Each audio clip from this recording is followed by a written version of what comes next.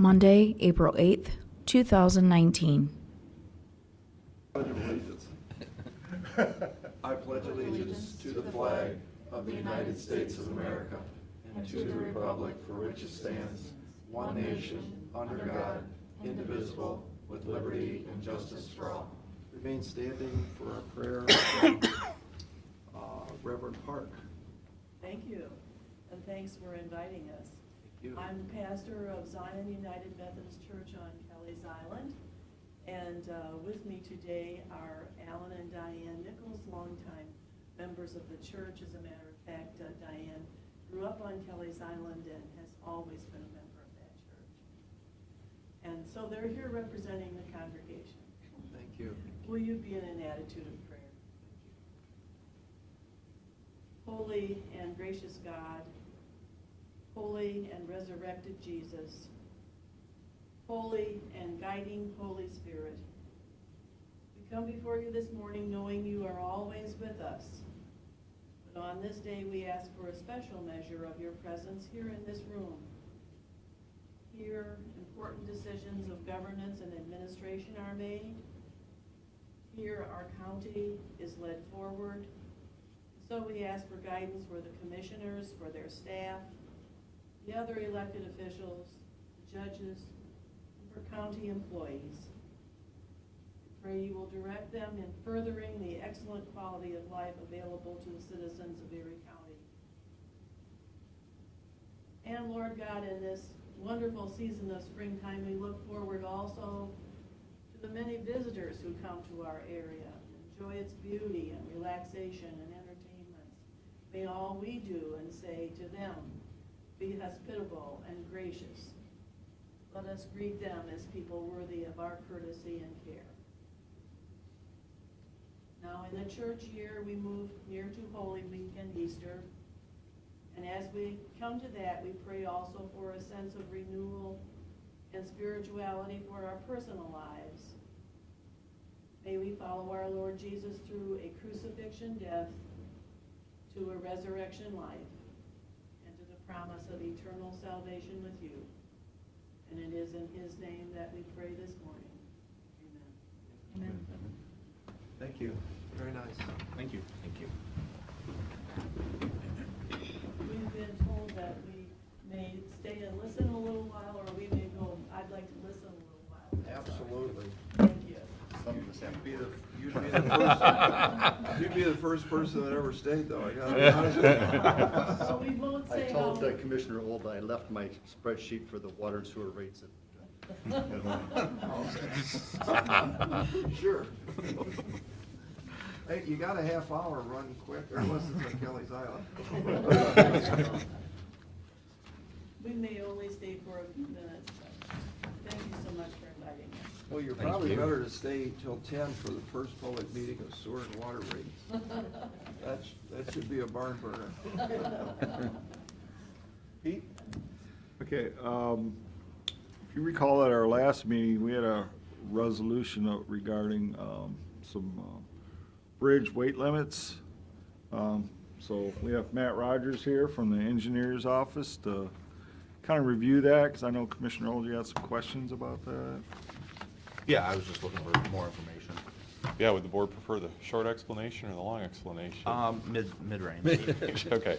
Well, okay, so back in 16, the federal government passed the FAST Act, for which government funding for the federal transportation system. Before that, emergency vehicles were subject to what the United States Code limited them for axle weights, gross vehicle weights. The FAST Act exempted emergency vehicles from federal weight limits. And as a result, that means any federal route that's accessible to emergency vehicles, those emergency vehicles can have any combination of axles or maybe any gross vehicle weight. In the ensuing couple of years, there were conversations with the Ohio Department of Transportation and Federal Highway about how the state was going to handle this. And at first, Federal Highway was going to just keep the impact on the state very limited. If you were within certain proximity to an interstate, then those bridges would be rated for these exempted emergency vehicles. And at that time, we didn't have any bridges that were going to be affected. Well, about a year and a half ago, Federal Highway got wind that the revised code exempts emergency vehicles from weight limits on any highway in Ohio. So at that point, Federal Highway told ODOT, okay, since the revised code says this, you now have to rate every bridge in the state for these emergency vehicles. They came up with a couple worst case emergency vehicles. And ODOT did some research, the County Engineers Association of Ohio did some research, took some vehicle scales out, and as far as anybody can tell, they have found one or maybe two examples of these worst case vehicles in the whole state. Fire departments, first responders do have vehicles that exceed what federal law and the revised code specify for vehicle axle and weight limits, but nothing approaching what these worst case vehicles are. But be that as it may, Federal Highway said you still have to rate all of your bridges for these worst case vehicles. And so that is what we have done. Over the last year, we have run the calculations and found that really of the two vehicles Federal Highway says we now need to include, only one of them kind of tips the scales and results in what we would say, you could say, is a reduced weight limit. Practically speaking, it's not, because our bridges can still handle the legal loads that Ohio specifies for commercial vehicles. We have a couple of exceptions out there, which we have signs up as a result. The board passed a resolution, I think, a few years ago on our handful of bridges that don't meet some of Ohio's legal loads. What does the sign say, man? It says emergency vehicle weight limit, and then it says 2-axle, and then whatever the weight limit is, and then 3-axle, and whatever weight limit is. So you had to do this on every bridge? So we had to rate every bridge. We've got software, and ODOT has spreadsheets that make it's still a little bit lengthy, but it's a lot easier than having to do hand calculations. And the ironic thing is that even though these signs are up, the emergency vehicles are still exempt. So ODOT was asking first respond, what would you do? You know, you're responding to an emergency, a fire or something, you come across one of these signs, you know your truck is over. Oh, we just drive faster.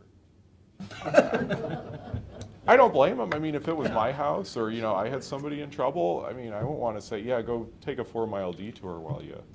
Well, that was my concern, because like in Berlin Township, when the firefighters get there, they get on the fire truck. They don't get on a F-150. Yeah. You know, so they're going to drive the fire truck. I just wanted to make sure we weren't cutting off pockets, especially in the rural part of the county, from access to fire equipment. No. But if it's not going to impact our... Yeah, I don't really see it. I mean, the responders, they'll know. In fact, we just got it last week, like a formatted letter the CAO sent out that we'll use to communicate with the area fire departments and let them know. But like I said, they found, these are for kind of the worst case, sort of the heaviest vehicles, which said they found just a couple of these in the state. Most fire responders' trucks are still less than these. As long as it's not going to impact our local fire departments. It shouldn't. And problem. I just have the word we have on the street is it will get worse, because we've heard Washington is considering, if one of these emergency vehicles breaks down, it's going to need to be towed, and towing vehicles are exempt, and they're thinking about adding have better things to worry about. You would think. They were half jokingly, but half seriously considering, well, if two of these things are getting towed and they're going the opposite way on this road at the same time, and they both happen to cross the bridge at the same time, that we're going to have to rate bridges for stuff like that. So, yeah, it's just... You don't build the church for Christmas and Easter. Yeah. All right. So, but that's what it's for. So, should Okay, have... That's fine. Thanks for... Rating for bridges, I mean, loads, our bridges will probably never, ever see. Yeah. That's what it comes down to. So, all right, thank you. Thank you.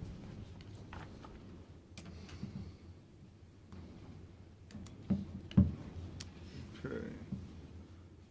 Just so you will see some paperwork going through the meeting regarding the meadows and posting a new job for personal care assistants. These will be part-time positions. I think, again, as you guys are aware, that we've got some staffing shortages for the STNAs. We're working on implementing our own in-house training program and certification classes out there. And these people would would be part of that group. It'd be part-time positions, and then as they work through that, then that gives us a feeder for our having STNAs out there.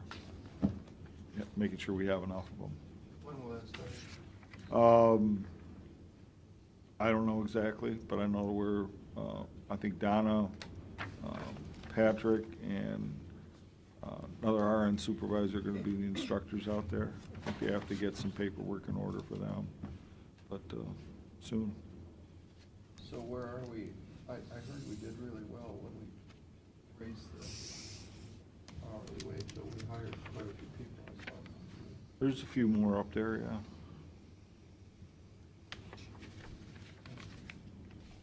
I mean, are we still? We still short? Yeah, we're still short.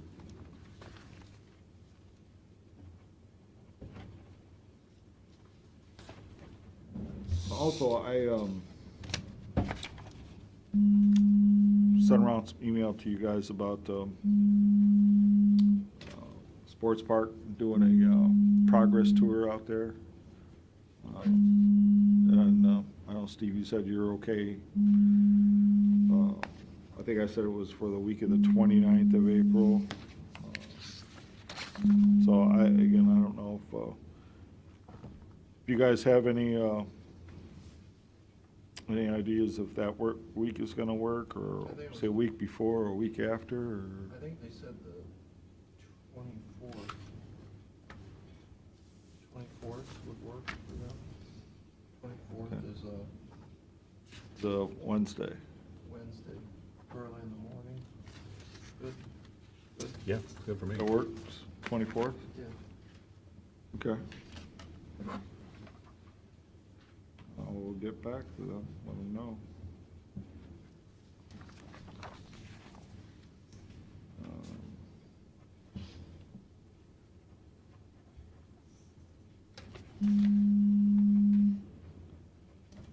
And just so you know, also, we got I saw an email where, Certainty is doing their expansion. We're gonna have properties on, north, well, obviously, right now, they're south of the turnpike, they're working on a property north of the turnpike. They're asking about a sewer line extension. Just so you know, what I sent back to the engineers is that what we ought to consider is what's called the 30773 agreement, where essentially where they put the line in at their costs. And then they can recoup. Yeah, if somebody else ties into it, they can recoup monies out of it. 'Cause I think there might be one or two maybe two or three properties, because I think we have the line at Mason Road. Yeah, so there might be a couple of properties that could tie into it, but, I mean, There's, I don't see us putting a line in. No, but there is a drawing, I think, that is done by Hogemeyer for that piece of stuff. Right, and that's who they contacted, right? I think what they were probably looking at, or Pogomar was wondering, if we had any interest in putting the line. I pretty much said, no, I don't think we want to, but, Well, that was very controversial back in the day. That was right when I got in office. right. Mhm.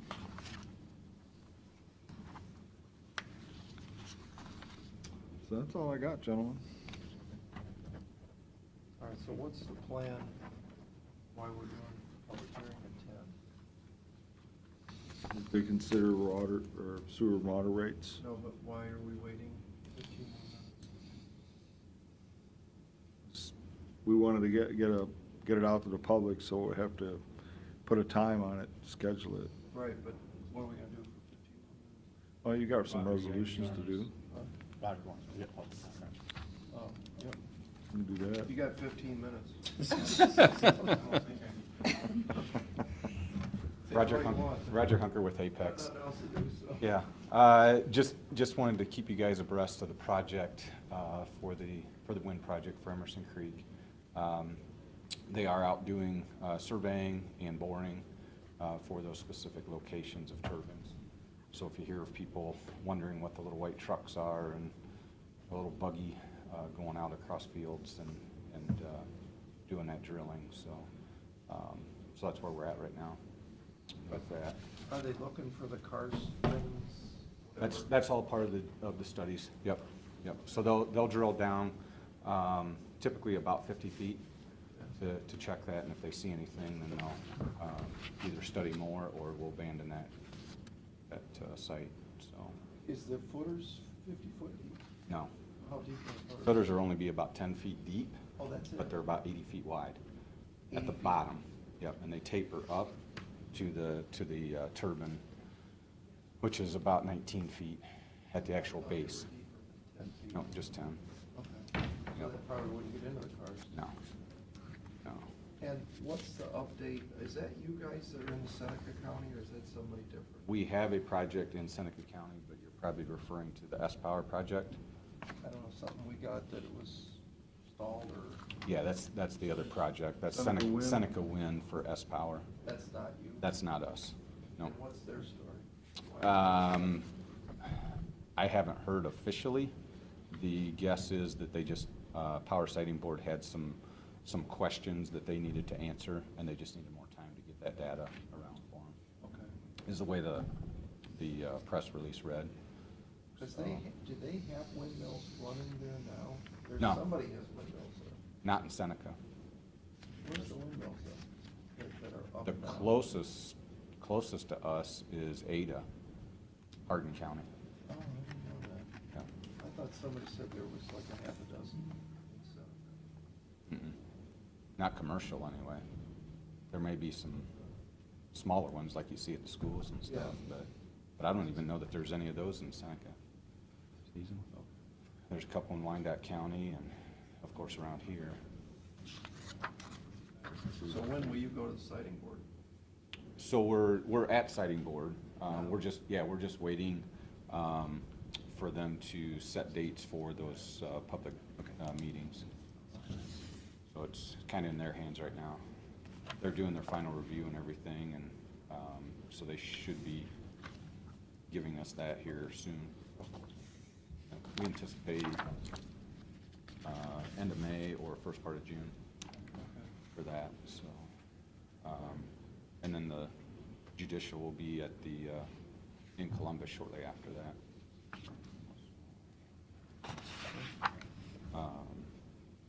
Yeah. Other questions? No? Thank you. All right, Thanks for thanks, coming. guys. See ya.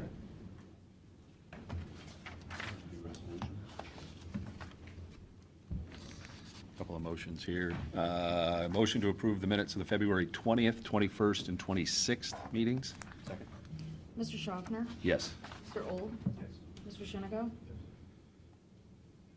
Motion to accept the bids for the adult incontinent care products for the Meadows at Osborne Park and refer to the Meadows and Finance for review and recommendation. Mr. Schaffner? Yes. Mr. Old? Yes. Mr. Shenigo?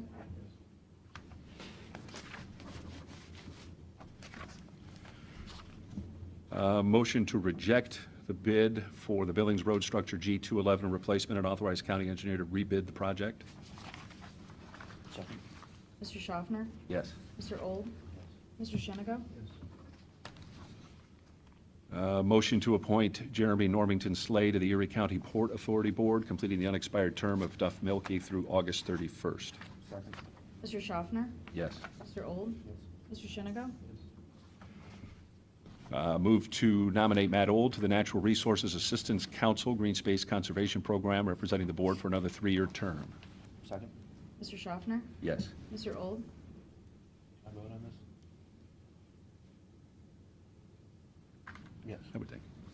Mr. Shenigo?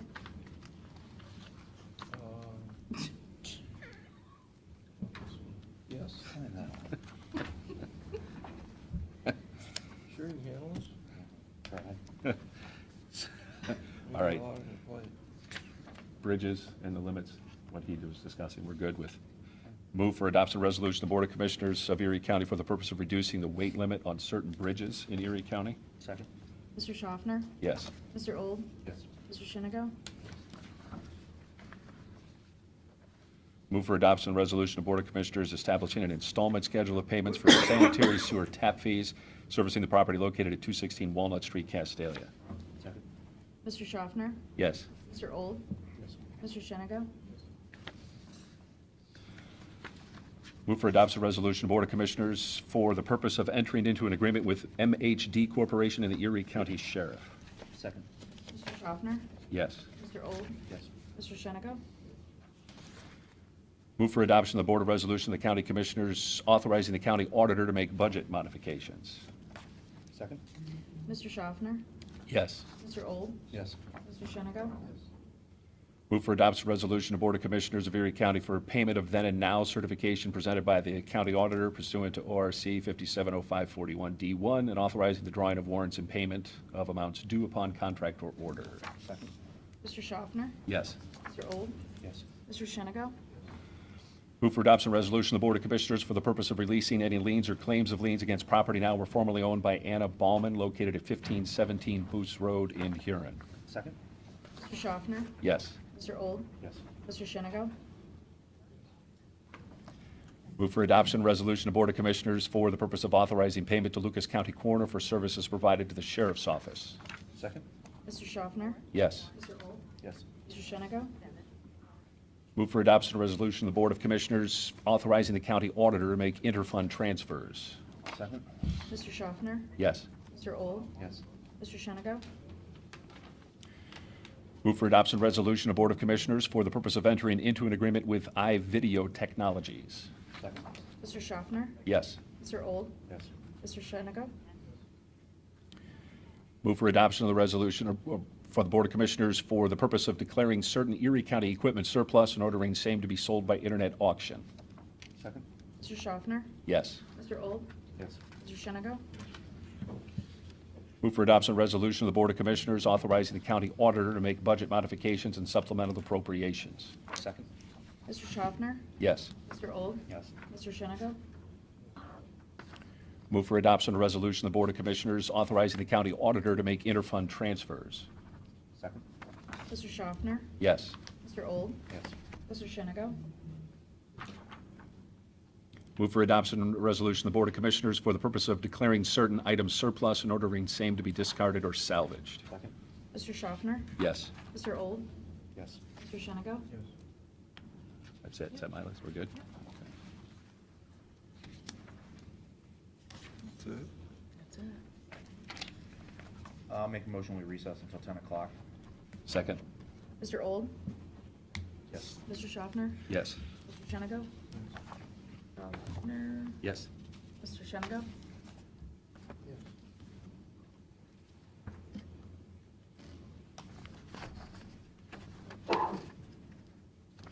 Who's up? Who's doing the talking? All right.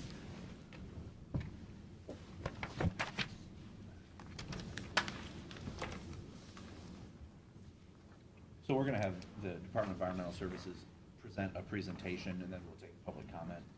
Yes. After that. So go ahead whenever you guys are ready. We're going to show everybody our sewer system, what happens when we have rains. You guys can give questions after this is done. Take a look at it, screen here. Right, while we're here, EPA, US EPA, Ohio EPA has, we've been negotiating with them for a few years. We have an agreement with them now. Consent order, we have to do this work, clean up and tighten up our sewer systems and eliminate a sewer plant and possibly another one here in the next few years. This is a picture of our sanitary sewer. What happens, that's on top, that top picture is normal flows. The bottom picture is when we start getting heavy rains, starts leaking in the sewer. Those are not leaves, that's fecal matter. It's floating on top of the thing, and that eventually flows out of the manhole or flows into the rivers, creeks, and streams. Example is normal flows from our sawmill sewer plant, usually at 500,000 gallons a day. When we get usually an inch of rain or more, that flow goes to 6 million gallons of water a day. And here's So, Dave, when it goes to 6 million, what happens? Usually it's overflowing the tanks and flows out into Lake Erie or into the stream, to the marina next door, so. That's raw fecal matter. That's raw sewage running out there into the lake. Raw sewage has to get pumped to the lake to avoid any basement backups or Yeah. any manhole overflows. So we rather have, unfortunately, we're polluting the lake to try to keep your guys' basements from flooding. Get sewage in your basements. Here's some 12 times normal flow, but here's the leaks from rainstorms and infiltration, our antiquated system we have for our sewer lines. You can see the leaks in here. We'll show you some videos here in a second. You'll see water coming in also. This is not our pipes. This is what happens a lot of times. We have high flows. This is what's going out from either City of Sandusky or us into the lake. So, Dave, let me slow you down, go back one. And I know this, but I'm just doing it so it's on the record. Go back one more, John. So, when I look at the center picture showing water squirting in that pipe, well, actually the two right-hand pictures, or the manhole picture on the Yes. left that shows the water coming in the seams, that's caused by rain is in the ground. I'm gonna dumb this down, in the dirt around the pipe. And as it seeks its natural lever to get to the aquifer, the pressure of the rain comes in the cracks of the pipe. Yes. And so we know this on the Sawmill Creek version, when it goes from 500,000 gallons a day to 6 million gallons a day. We know that that's rainwater because that event occurs over multiple days Yeah. as the water permeates through. Yes. Okay.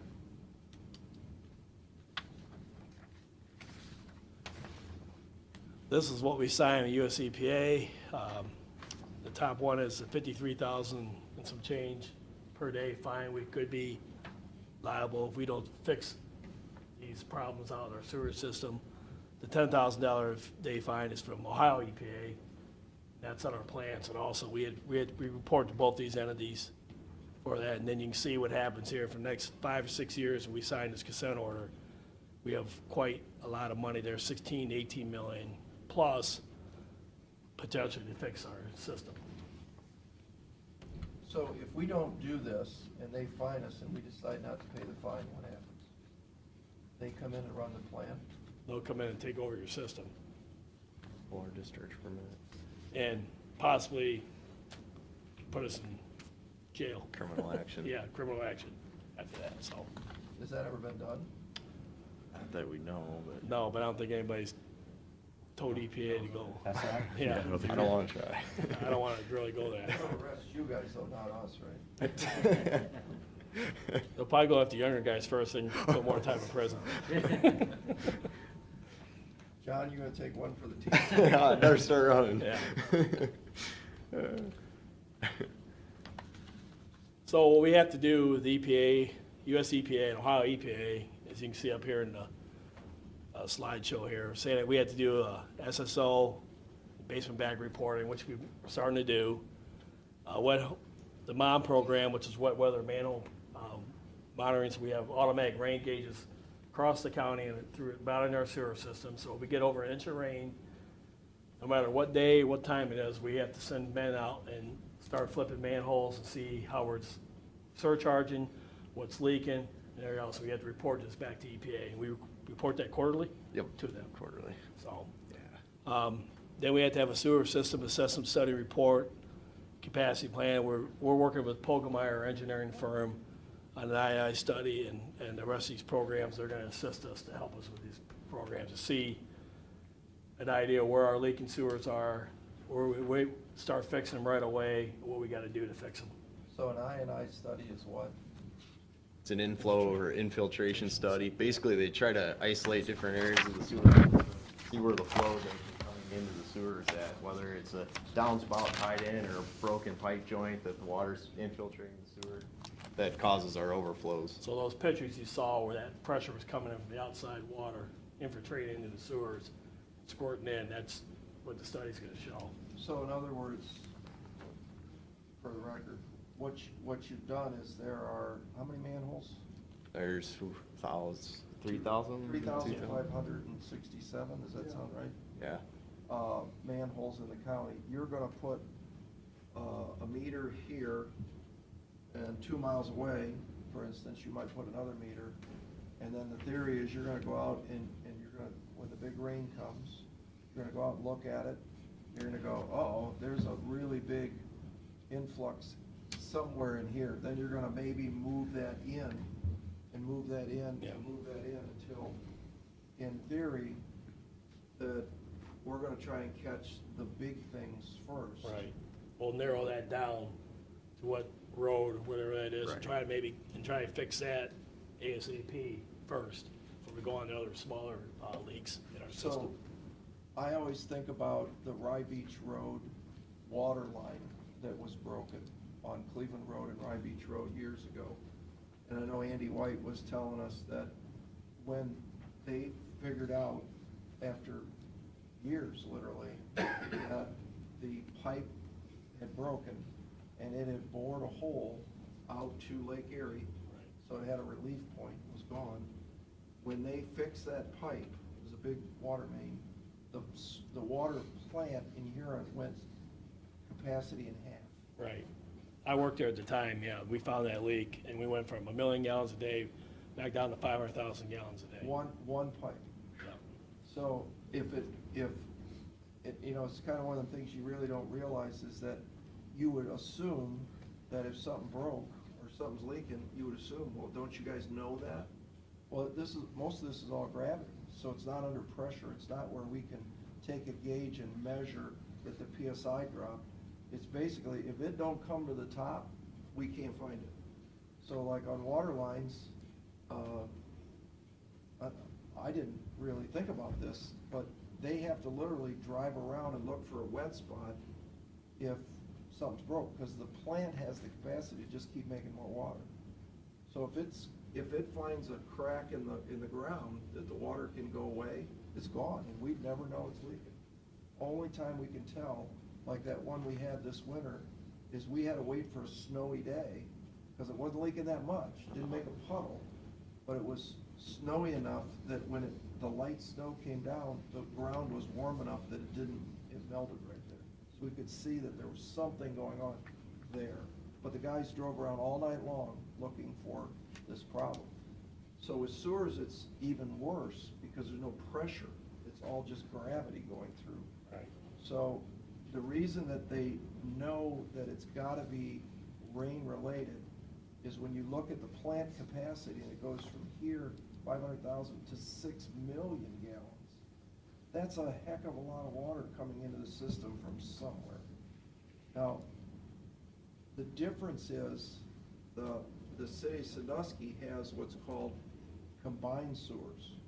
So if I can digress for a second, a combined sewer, which we don't have, our sewers are all sealed. But a combined sewer was, back in the old days, is a great big pipe, and there's a, for lack of a better word, a trough at the top.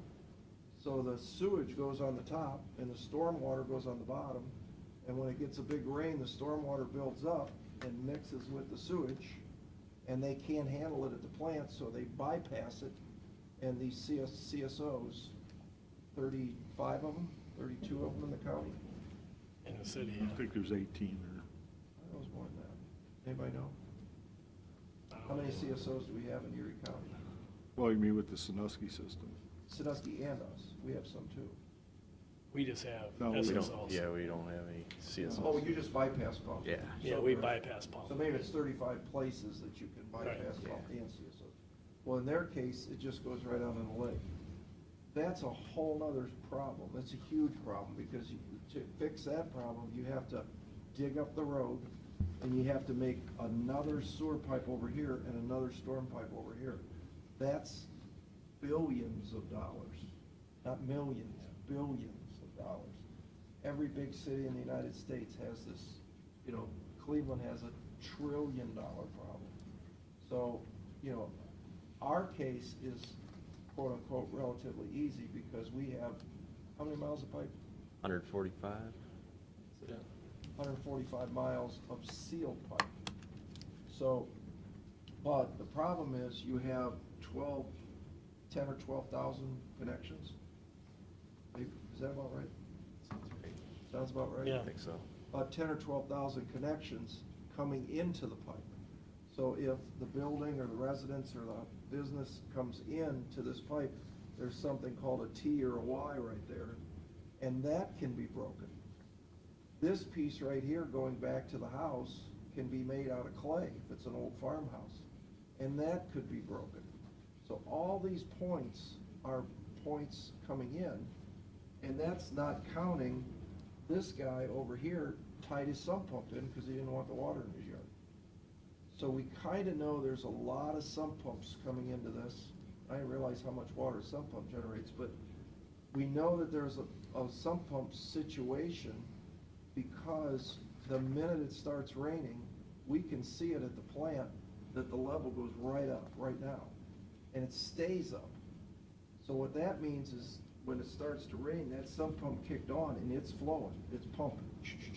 Well, if you take that times a lot of sump pumps, a sump pump doesn't quit in your house the minute it stops raining, because all the water around the house continues to percolate down, and it might be 2 days before it is eventually picked up into the drain, and eventually your sump pump stops working, depending on how low your house is and where the water table is. So we know that that's probably something.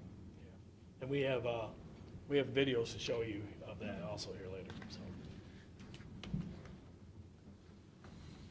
So here's our Ohio EPA schedule, compliance schedule. We have to close Minnewanka treatment plant, install a pump station to flow all the sewage flow from Minnewanka into Huron Basin Land, and a possible consolidation of closing down Sawmill and going to Huron Basin and treat that. Sawmill is important because some of Perkins' sewage flow goes to Sawmill.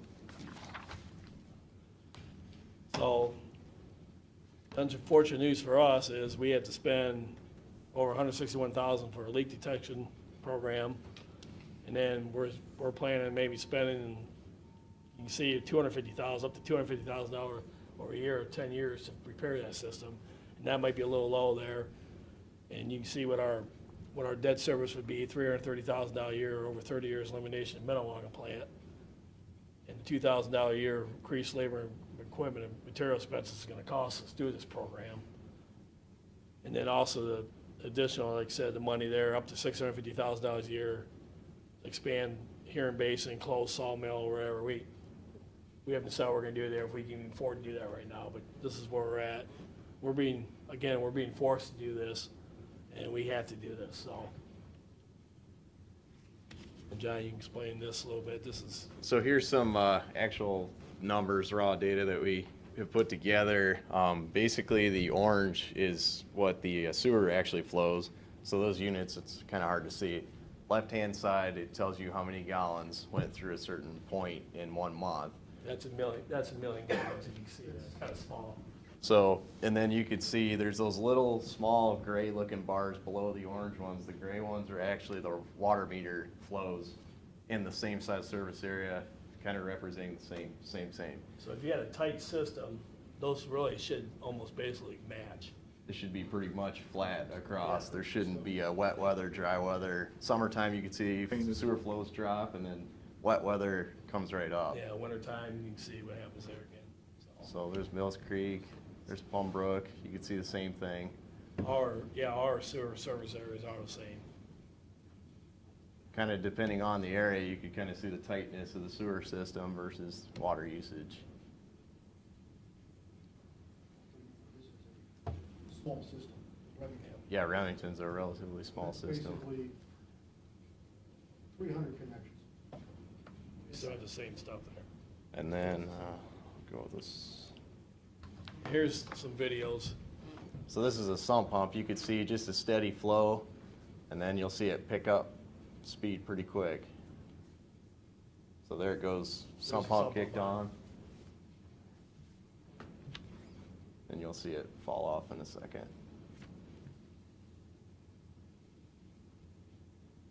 Now this, John, and Howard, this sewer's been lined, right?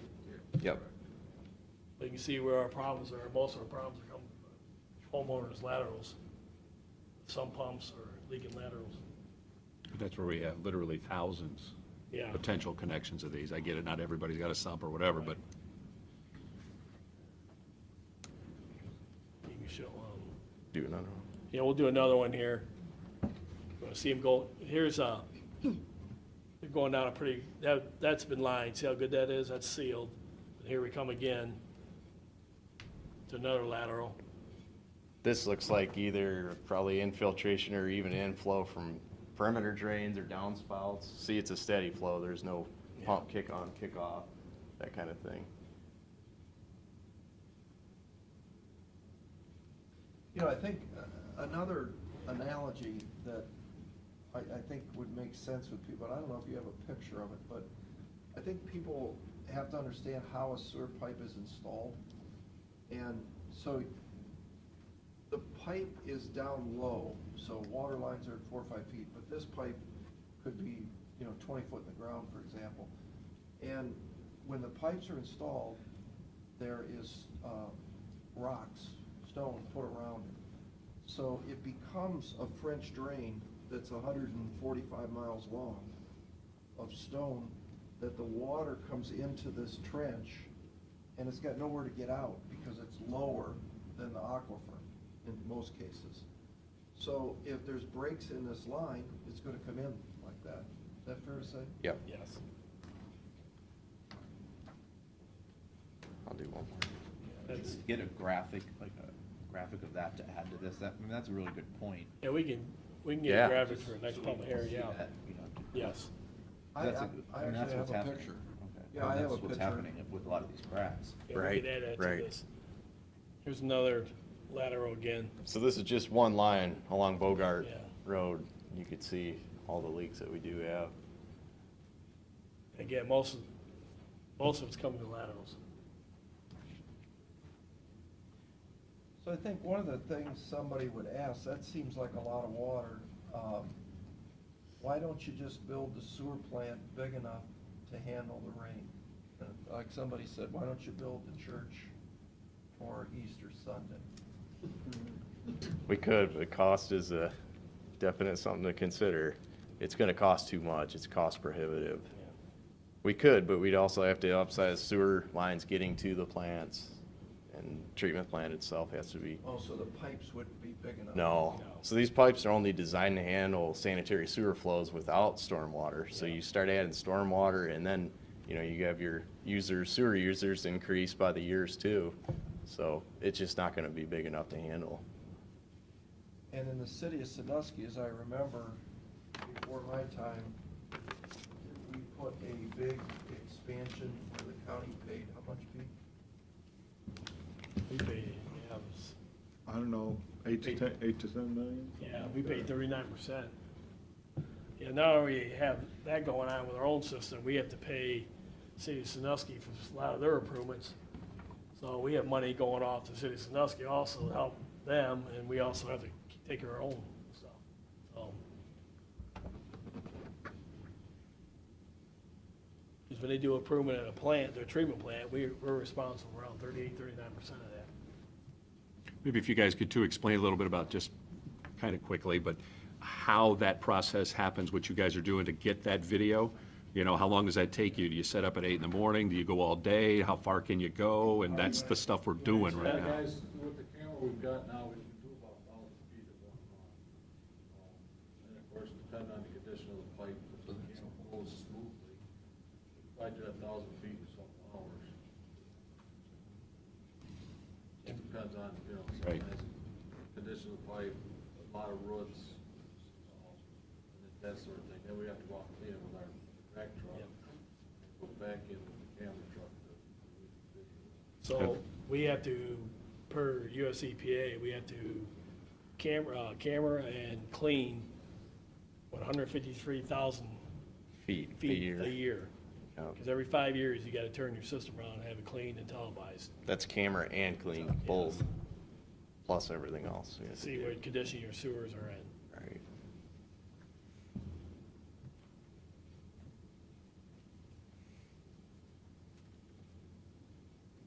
Do you have other videos? Got some other videos there. You guys have any other questions out here? Yes. Yeah, how will this situation of the sump pumps being tied in be taken care of? Well, we're only in a for Erie County, it's illegal to have sump pumps tied into the sewer system. And years ago, I guess they did a survey, and went around and told people to take your sump pumps out, but I think once we did that survey and walked away, they got retied back in. So, What do you, if you're not tied into this system, how do you get rid of the water? Where does the water go?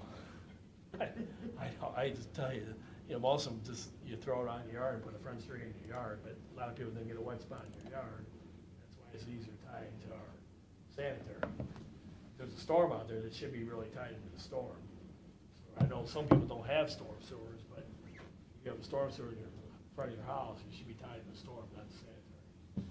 So would this involve putting in more storm sewers? Well, Neighborhoods? Hey, you're pretty smart.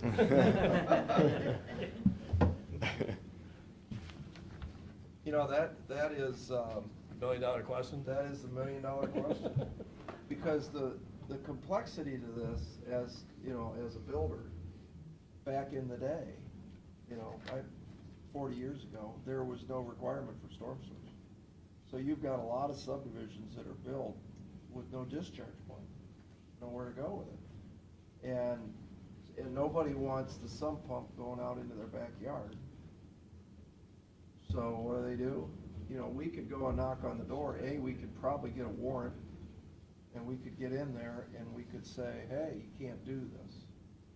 And they could, and I guess back in the day, they did this. They went door to door. I won't name the subdivision, but they went door to door, and they knew that it was this problem. And the minute they fixed the problem, people left. They hired the plumber, come back in and put it back in the sanitary sewer. So that is the question. In the end, how do you accomplish this problem? How do you fix this problem without a storm sewer or some sort of discharge point? And that's one of the things we're gonna have to figure out. Yeah, because we're paying for that to be treated. All that clear, clean water, we're paying to be treated at our plants.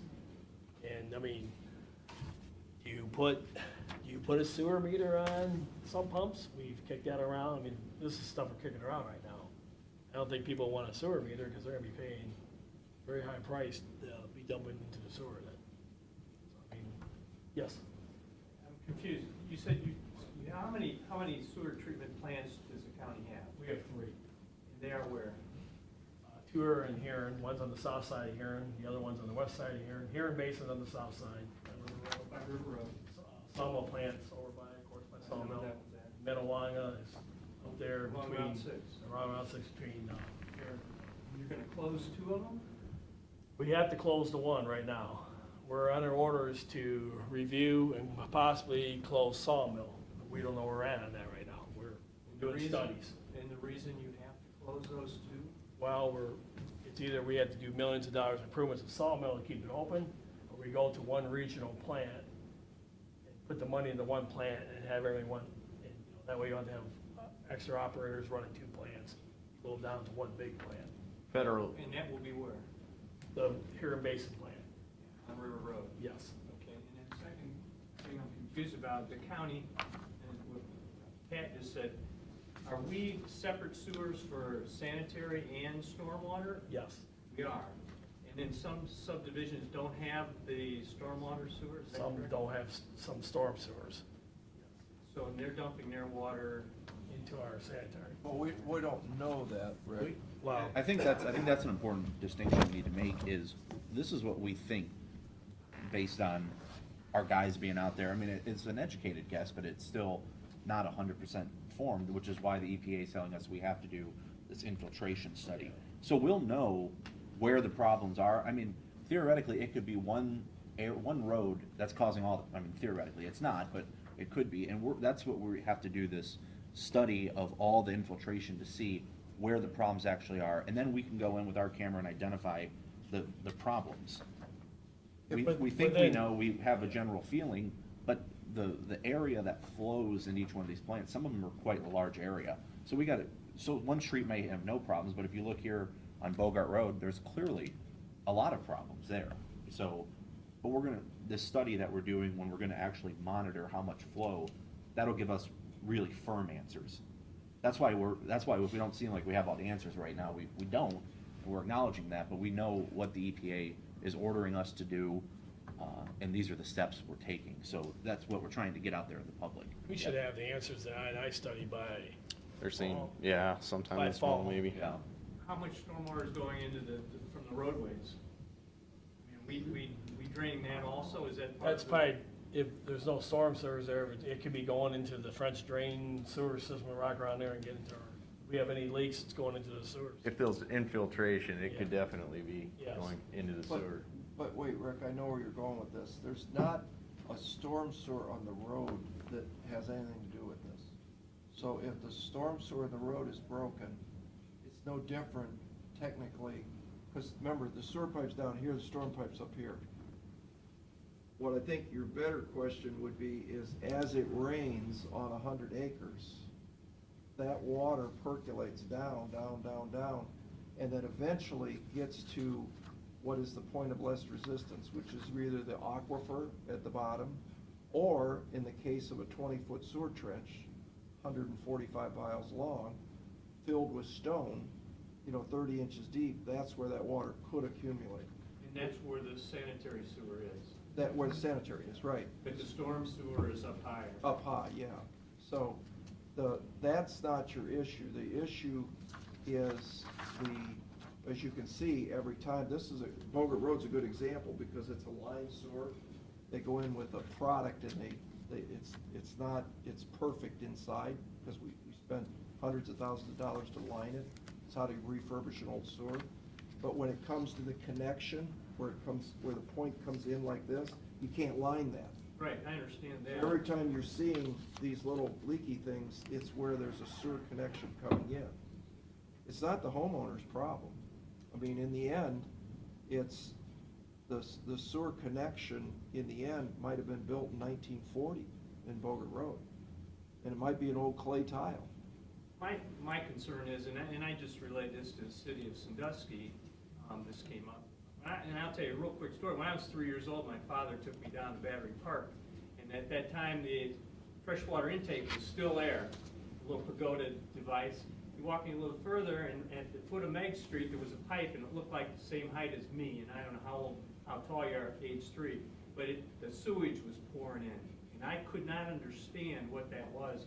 He tried to explain it to me. Finally, he said, everything we flushed down the toilet. And I could not figure why human beings would flush things down the toilet, would go in our drinking water.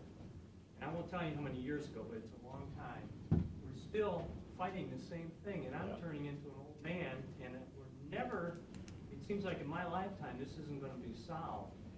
For me, it's not these connections and the whys, and I understand all that. It's what's going into Lake Erie that bothers me since age 3. And we have to figure out a way to remedy that, whether it's better sewage treatment plants, whether it's higher rates, whatever. We have to stop polluting our water. 100%. That's why we're here, is that in the end, in our case, forget the city of Sandusky, because city of Sandusky is a whole nother issue. I understand that. Totally different. But in our case, we have 145 miles of potential problems. And in the end of those 145 miles, I think what I told my wife, which I think resonates, she got it right away. This one plant, one little plant, Sawmill Creek, goes from 500,000 gallons of daily flow to 6 million. Now, obviously, you can't build a plant to handle 6 million gallons of flow, of poopies. You can't do it. So how could that be? When they told me that, I was like, what? That's a ton of stormwater coming in. So in the end, as these CSOs, these combined sewer overflows, or in our case, we bypass pump. So bypass pump means the plant's full to the top, we stick a pump in it, and we pump it into the creek, or into the lake, or into the, and that's raw feces going into our lake. Now here's where it gets really interesting. So we've all heard about algae blooms, and that's bad. And as people, we rely on tourism in our area for sure, And we don't like to drive in August and see these green things floating out there. We know that algae blooms are caused by phosphates, right? They feed the algae. And we know that the state of Ohio has spent jillions of dollars figuring out, and they've come up with its farmers. You know, the farmers put that fertilizer on the field and it goes into the creek, and the creek goes into the lake, and the lake, you know, the fertilizer feeds the algae bloom.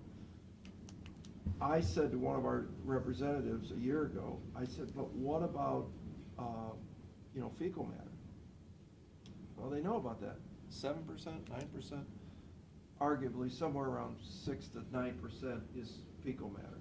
But then they can DNA it somehow, and they can tell what's a pig, what's a chicken, what's a cow, and what's a human.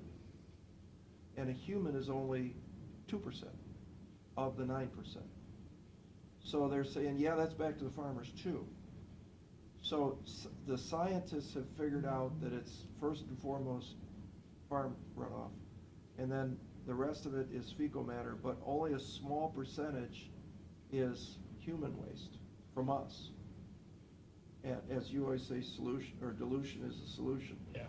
But I think we all agree up here that one fecal matter, it's the I'm going to call it the Caddyshack theory.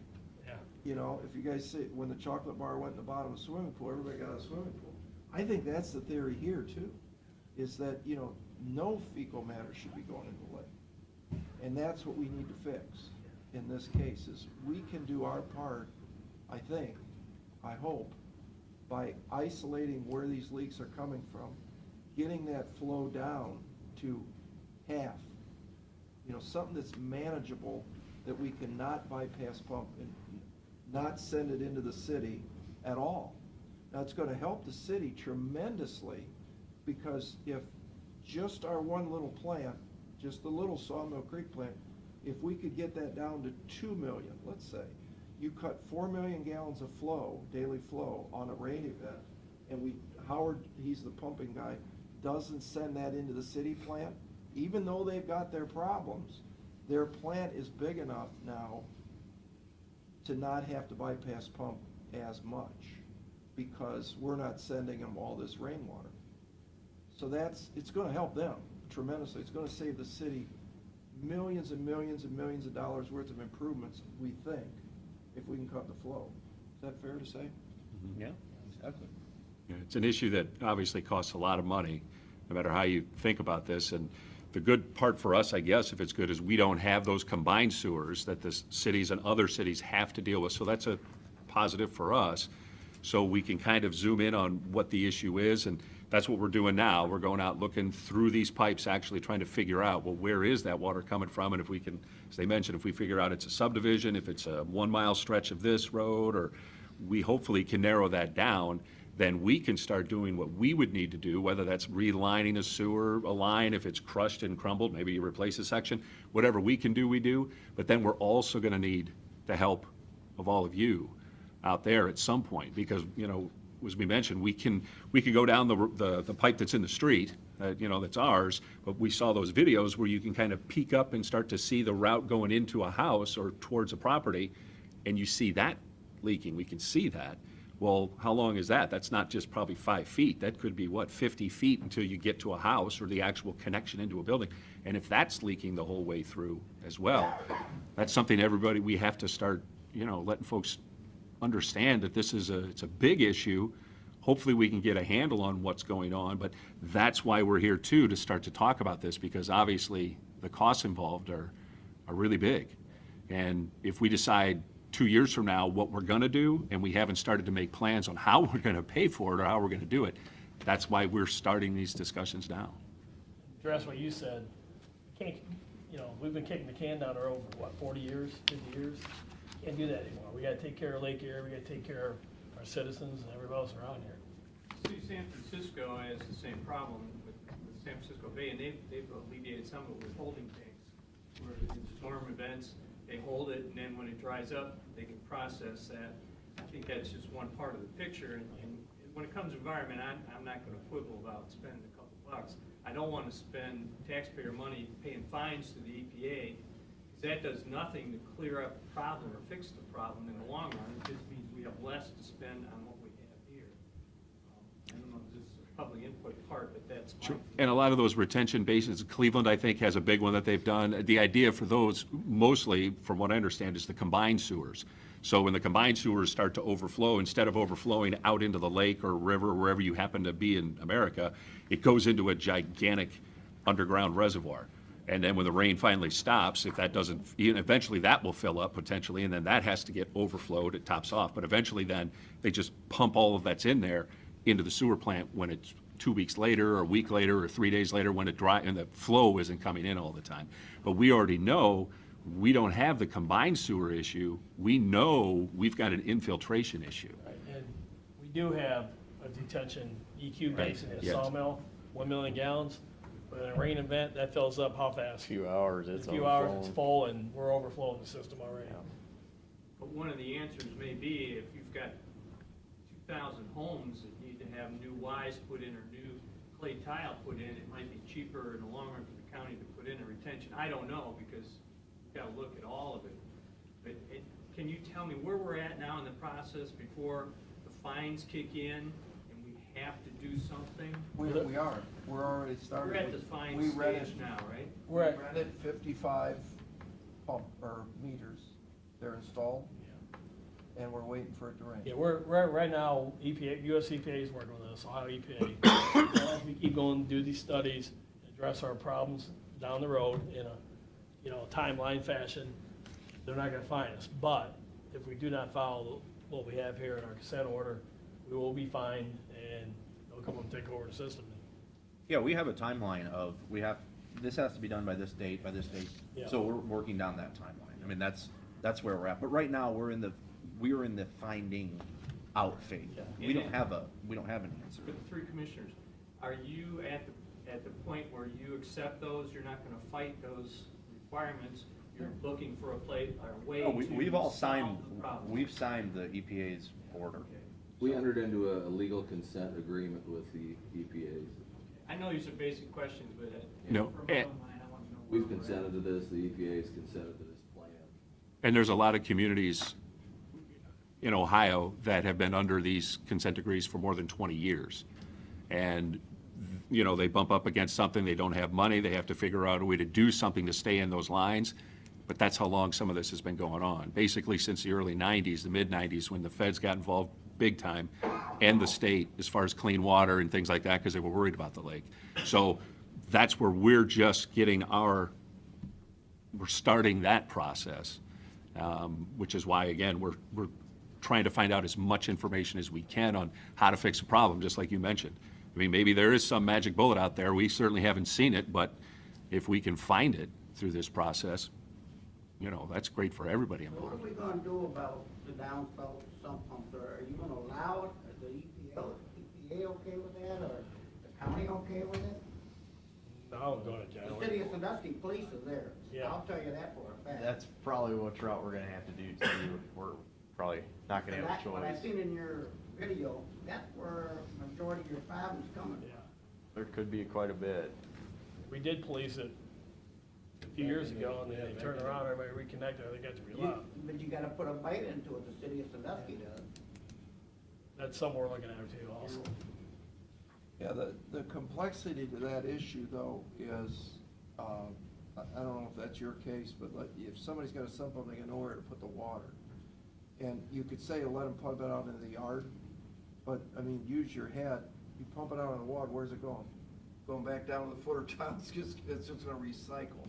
So maybe they gotta put storm sewers in these subdivisions, and are the new subdivisions doing it? Pumping it in the, No, new subdivisions, I can tell you, you the know that last for a fact. that probably they're not- 15 years, yeah, the 15 years ago, they started putting connection points in the backyards for sump pumps. So your newer subdivisions are okay. It's the older ones that sometimes don't have it. Not all the Would time. subdivisions be part of the problem? Could be, but, you looked at Bogart Road, it's just a regular road right there, and, you got a lot of those kind of roads that you have connection points that 145 miles of pipes. You think about it, subdivisions are very few miles of pipe compared to running down Mason Road. And you'd say, well, Mason Road doesn't have a lot of houses on it, but it has 30 inches of stone, 20 foot in the ground, and it's just a matter of all that water goes into that stone, and it's gotta get out. It doesn't just stay there forever. It's not a sealed system. If there's a crack, that's what you see right there. So you as a commission are okay with people putting their sump pumps and downspouts into the? No, absolutely not, no. No, it should not do that, absolutely. There's provisions that were already passed, or let's see, when was that? A couple of years, maybe. Oh, they've been there for a while, I think. It's been a while. There are, clean water discharges are prohibited, so downspouts, sump pumps, it is in our sewer rules that they have to be removed from the system. It's just, now, you know, we gotta go out and actually find them and that kind of thing. This is a really complex issue, but I know of a road that you and I talked about, old 1950 houses maybe, and there is a storm sewer in that particular street's, problem is storm sewer's not big enough. So a lot of times what happens is that the pump will go, but if the storm sewer's full, that sometimes it pushes backwards. So people have created diverter valves that in heavy, heavy rains, they can go down in their basement, they can flip the valve, and instead of going into the storm sewer, it flips it over into the sanitary sewer. So I mean, it sounds like, well, that's one case, but you got 12,000 opportunities for people to do that have to be researched. So what we're trying to do is figure out via these metering, which is $100,000 worth of metering, we're trying to figure out where the biggest flows are, and then work our way down, work our way down, work our way down, until eventually we figure out, boy, that right there could be a huge problem. And then we'll go start knocking on the door and figuring out what it is. I think, from my perspective, you're gonna find a different solution in different areas. You know, to Yeah. come through with some big, the county is going to do this, it's probably not gonna be practical, because each one of these problems is different. Some of them are similar in nature, but they're different, you know, it may be what Pat just described. So that's what we're trying to figure out right now. So I know we don't have every answer in the world, but we do have regulations which we will be enforcing. And we're gonna have to come up with solutions to get that 6 million gallon a day number at Sawmill down, to make the EPA happy, and it's the right thing to do. But downspouts and sump pumps, would you say, half the problem with water? Well, I don't We don't think know. we know. That's what we will know. We'll know here. We have the study done. Within about 6 months, we'll Yeah, know. Sandusky puts a dye in. Yeah. We've done smoke tests and dye tests too around our system. But that obviously takes time and money, manpower, and things like that. So what we did here in the last couple of months, we were doing our budgets, we were thinking about that. Well, how many people do we need out there doing this when it rains at 2 o'clock in the morning?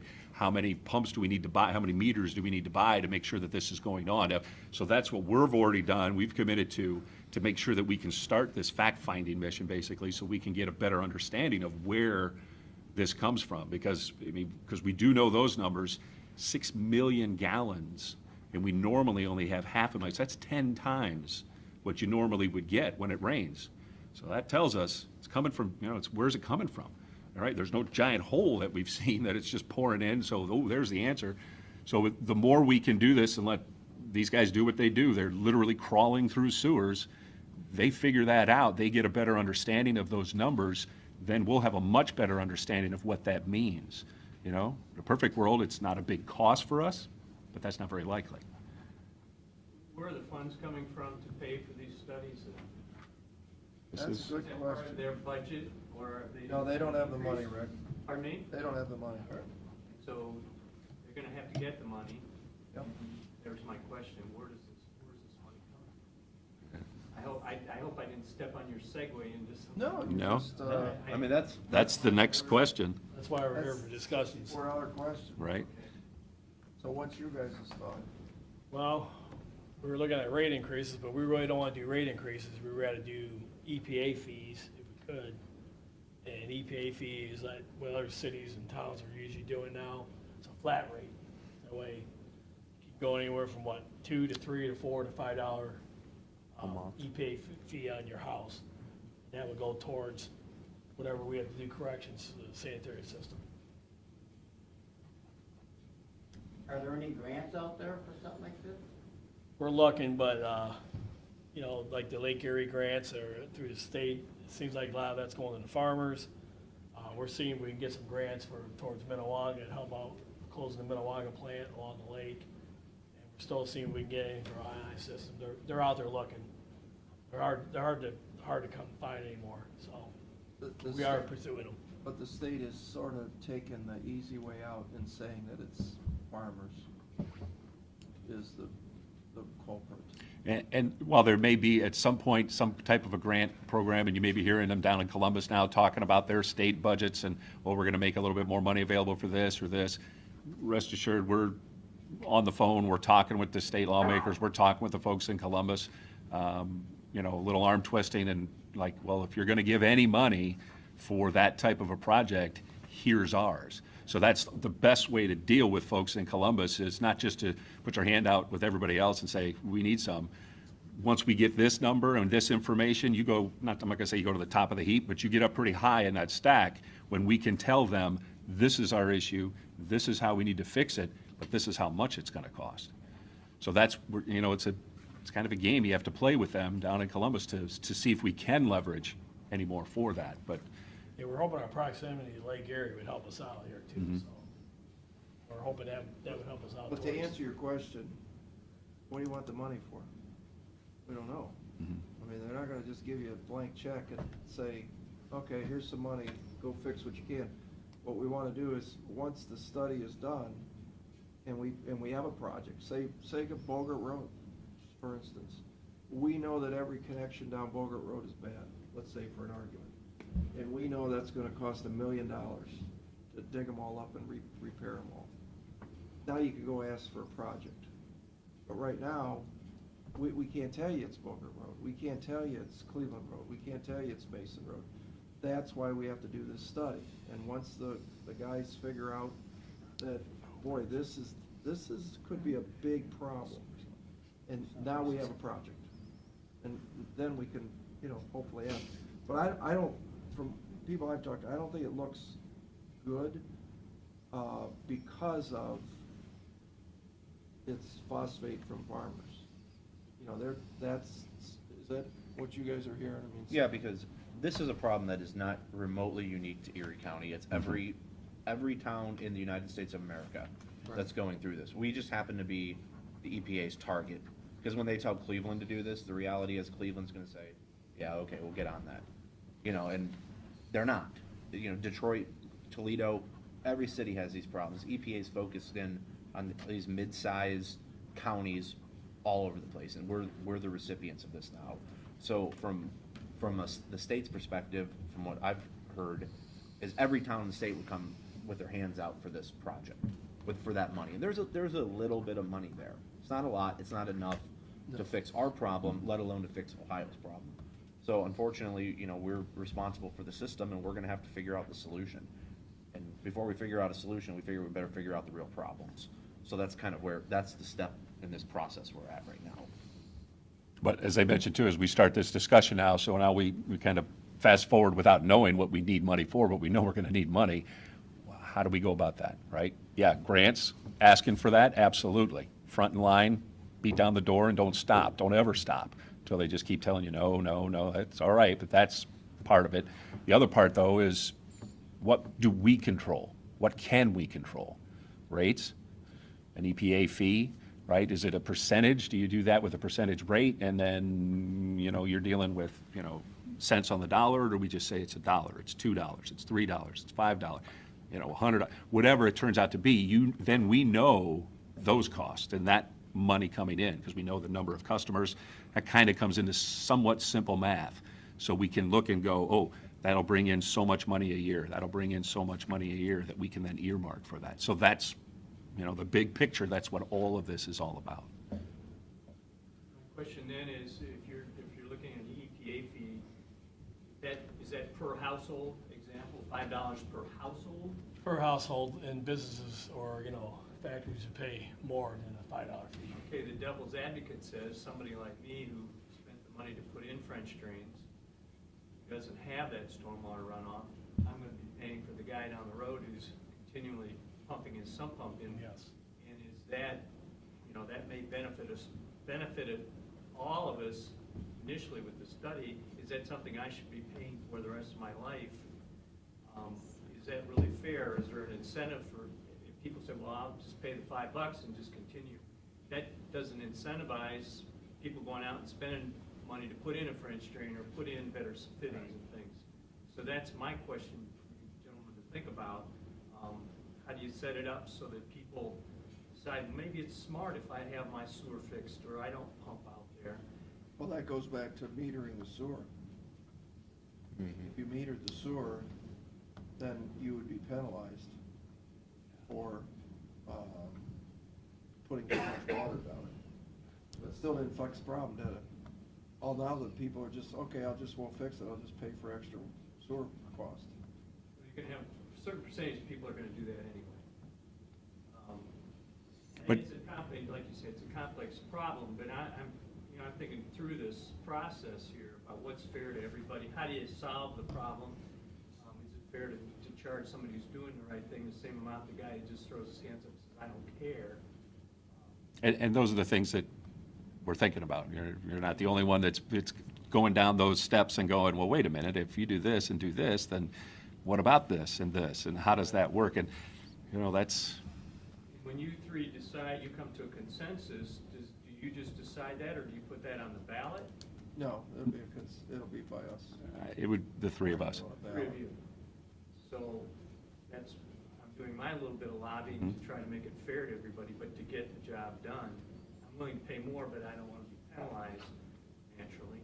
Everybody's going to say that I don't want to be penalized for the guys who don't want to do anything. But you're asking, I know where you're going, Rick, but it's a circular argument when you use that logic, because I didn't put any water in the storm sewer either. My pipes are brand new. I got a brand new house, blah, blah, blah, and I know my pipes are good. Well, A, you don't know, we don't know that my pipes are good, A. And B, you don't know your pipes are good. And if your pipes mysteriously were bad, should we charge you $100 a month? You'd go, whoa, wait a minute, no, I don't want to pay $100 a month. So I mean, in America, a public sewer is that. It's a public sewer. And, we have to maintain it and, example, I can't do sewer, but let's say a water line breaks on Galloway Road where you live. And our crews go out and fix your neighbors. We don't bill the neighbor for that cost of fixing that water line break, regardless of whose fault it was. Most of them are connections, where they connect in. And rightfully, you could, using that logic, you could say, well, he should pay the $2,000 to fix that connection, right? It's his that broke, now mine's fine. But what we don't, the crew comes in as a public utility and makes that repair, nobody gets a bill. We just fix it. And I agree with that, but the counter argument is, my neighbor decides he's gonna fill up his swimming pool and do all these other things and use tons and tons of water, and I'm conserving.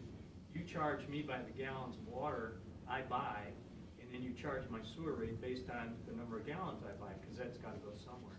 So if I conserve, I don't pay as much, and I'm rewarded for conserving. Whereas if he doesn't care, he's just gonna use whatever it is and he's gonna pay for it. So your idea of, well, charge him $100 a month if he's wasting it, well, that gives him a pretty good incentive to have the construction crew come out and fix his pipes. But we did charge him when he filled up his swimming pool. Unless he went out and got a meter credit, got a separate meter to fill his swimming pool, he paid the sewer on filling that pool up. He did, but he's not conserving water, is what I'm saying. No. The guy that puts a rain barrel on all his downspouts so he can put it in his garden, he's consuming less fresh water, which helps, it helps conserve our fresh water supply. So he's rewarded for that, as opposed to the guy who just turns on the tap and runs it and doesn't care. Actually, let me give you a different argument to that. The guy that fills up his rain barrel is costing you money. He's not saving you money, he's costing you money, because our system, water system, costs $100 a $1 million a year to run, right? And it produces X number, it's fixed cost, it's debt service, it's labor, it's electricity, it's chemicals. We buy the water from the city of Sandusky. That's a fixed cost. The more water that you buy from us, the cheaper that cost is, right? Because your fixed cost is still the same. So you want people to use more water, because in the end, if he uses more water, that fixed cost, the 1 million gallons of water goes in the $1 million in fixed cost is $1.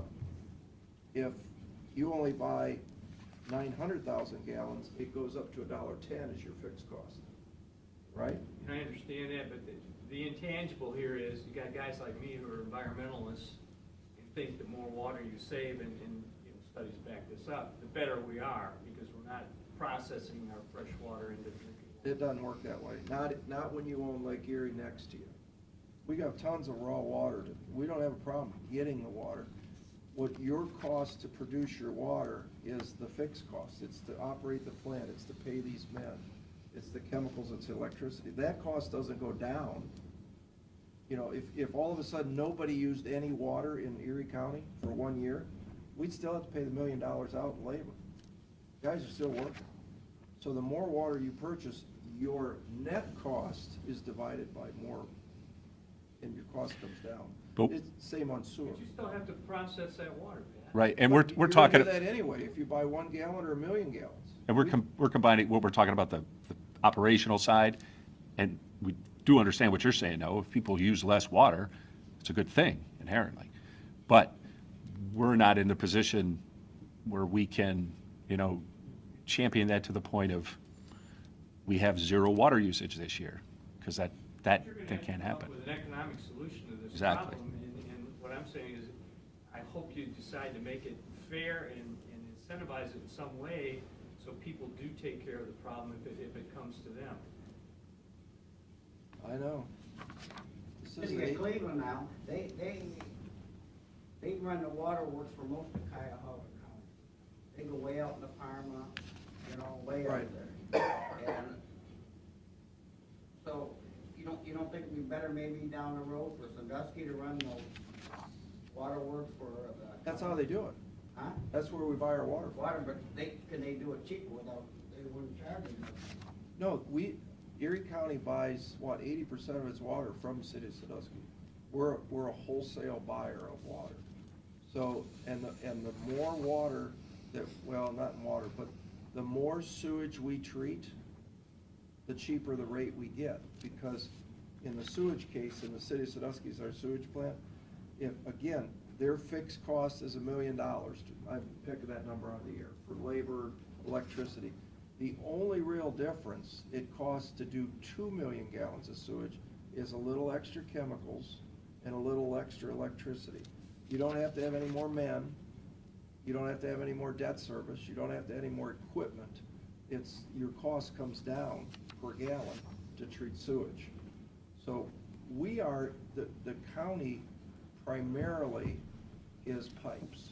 We do own 3 sewer plants, but primarily, most of our volume is, like in water, is bought from the city of Sandusky or City of Erie. So we're a pipe problem. But isn't the problem here that we want to keep the algae out of the Erie, and if we're not the big part of the problem? But remember what Rather than worrying about $1 here or $5 there, I mean, I think that's a little bit short-sighted if you really think about, we're No. trying to keep the lake, get it clean. I think all 3 of us are 100% on the agreement, is that, you know, the only thing we're gonna tell you is the algae problem, according to the state of Ohio, is not caused by this. The algae problem is caused by phosphate runoff from farmers' fields. But I think all 3 of us up here are conscious of the fact that, you know, one feces, is that the proper term, is one too many. I mean, we all agree with that. And again, it's not the water coming into the pipe is the problem.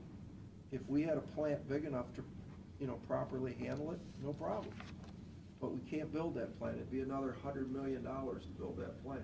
The city of Sandusky's plant, big enough to handle our capacity. So in the end, what are we gonna do? Try and cut the flow down. And that's what this study is designed to do.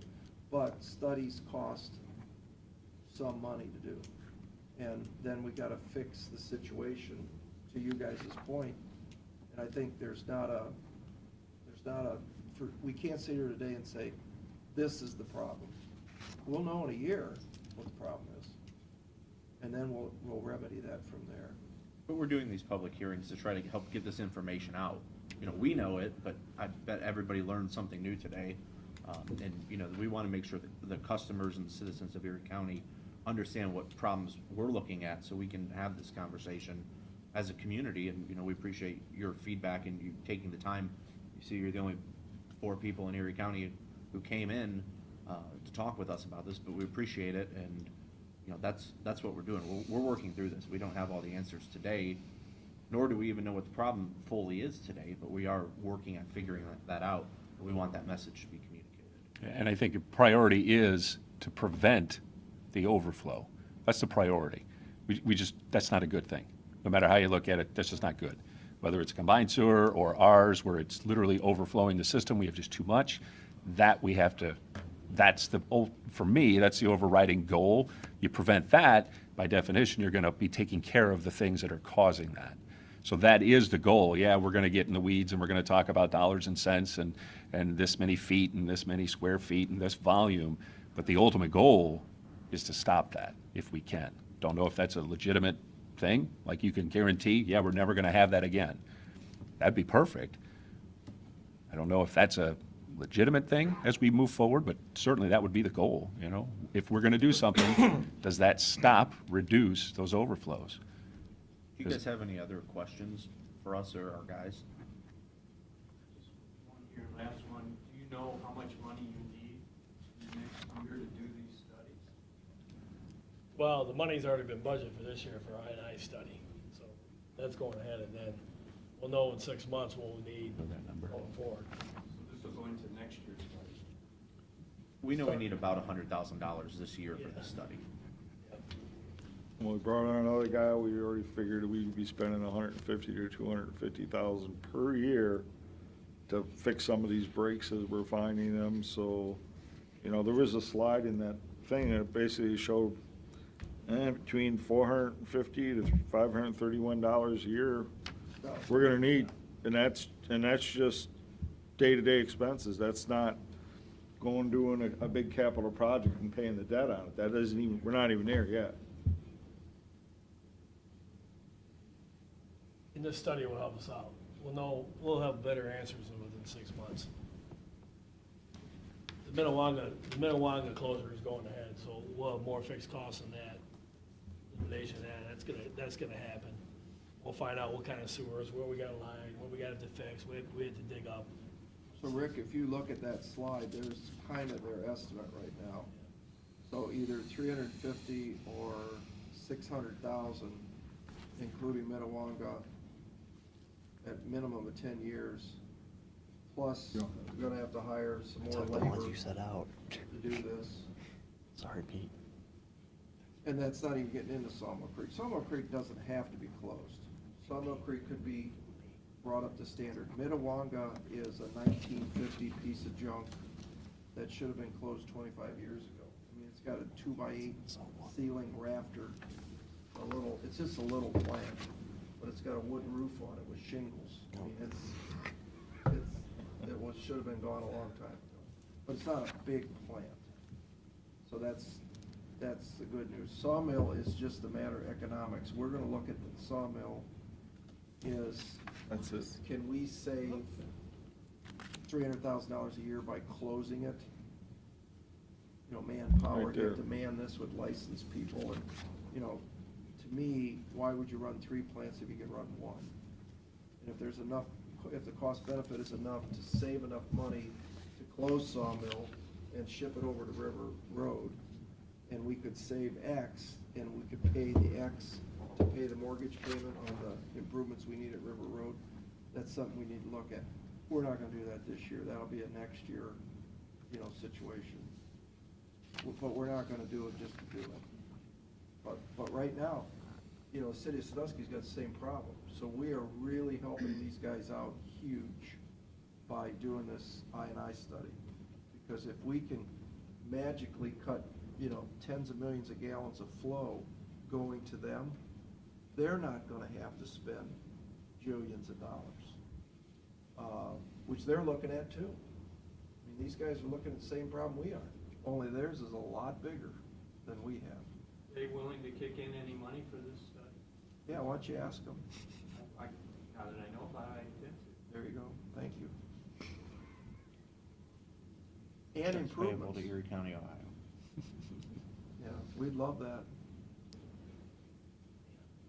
Because, yeah, it's gonna save them millions of dollars, millions and millions, if we can cut the flow. But so far, not so much. All right, if there's no other questions, thank you, guys. Nice job. Thank you. And thanks for coming in. I appreciate it. Talking. I'll make a motion, we go into executive session regarding personnel. Second. Mr. Old? Mr. Schaffner? Yes. Mr. Shennegang? Mr. Old? Yes. Mr. Schaffner? Yes. Mr. Shennegang? Make a motion, we adjourn. Second. Mr. Old? Yes. Mr. Schaffner? Yes. Mr. Shennegang? Yes. The plan for Bartlett's become like maybe